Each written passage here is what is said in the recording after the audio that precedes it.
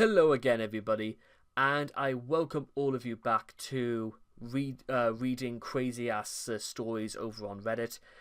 Last time, ladies and gentlemen, we heard a story about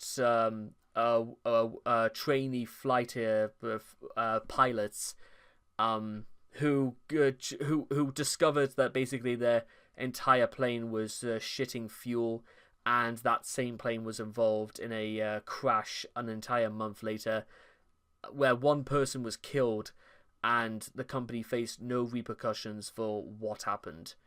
Lord knows how. And over the last 2 days, honestly, these stories are just, they are getting crazier and crazier.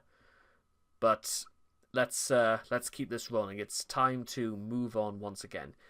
Here goes. It's quite a long one. I'm from Belgium and would have travelled a lot with my parents when I was younger. When I was still together with my ex-girlfriend, we travelled a lot as well, but neither of us had been to the USA, so we told this to a befriended couple, and a few beers later, we started planning a trip to go on together. Because another mutual friend was studying in Philadelphia for a year, and we might as well go visit him. First, we went to New York and Philly for a few days, and then took a plane to LA, rented a car, and took a road trip through Cali, Nevada, and Utah.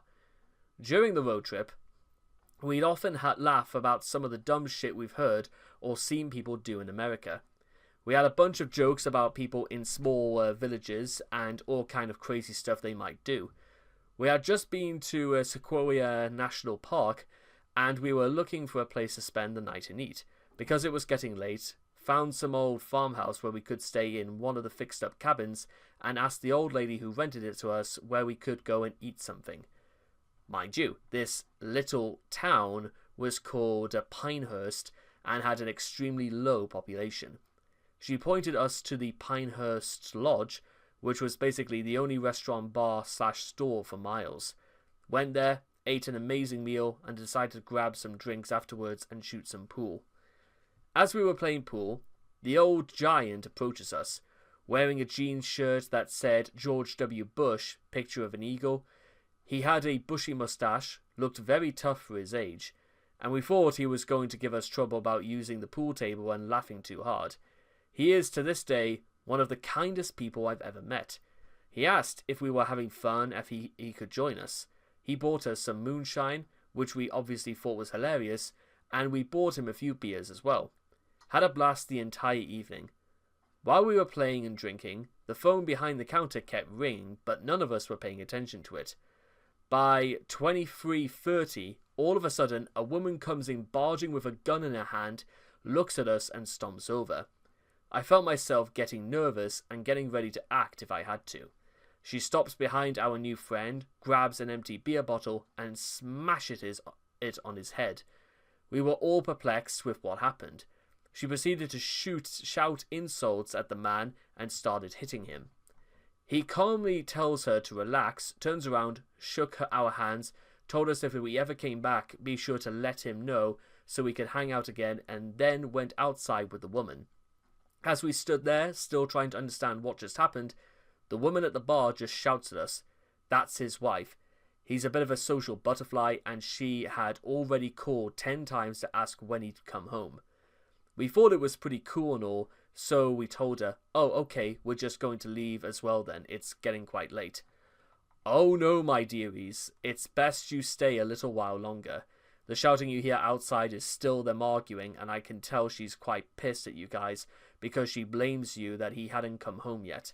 And I have to say it wouldn't be the first time she shot at someone for keeping him too long at the bar, so best you stay a little bit until they leave."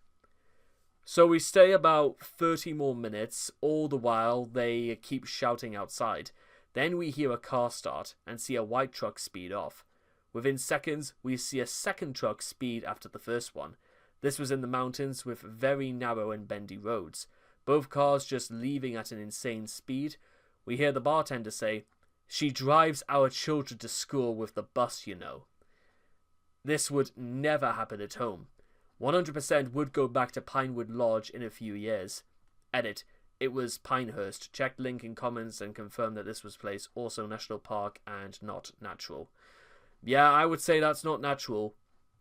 Um, I've worked in places where people would be staying in far longer, like to like play poker or drink at the bar and stuff like that. And sometimes their missus would come up, and they looked obviously quite pissed and well pissed off as well. And it doesn't take too much alcohol in the system to send you a little bit crazy in certain directions. You could be crazy in the direction of you know exactly what you're doing and there's not much that's stopping you. You have no idea what you're doing, and then there's also, well, you may as well get all this pent up aggression out somehow, so do it in a way in which you sort of lose your sense of place and time. No doubt alcohol probably does that, but also, wow, them these two must have like the absolute, well, it's like I couldn't see myself being with somebody who was like that jealous for just wanting to spend time at a bar.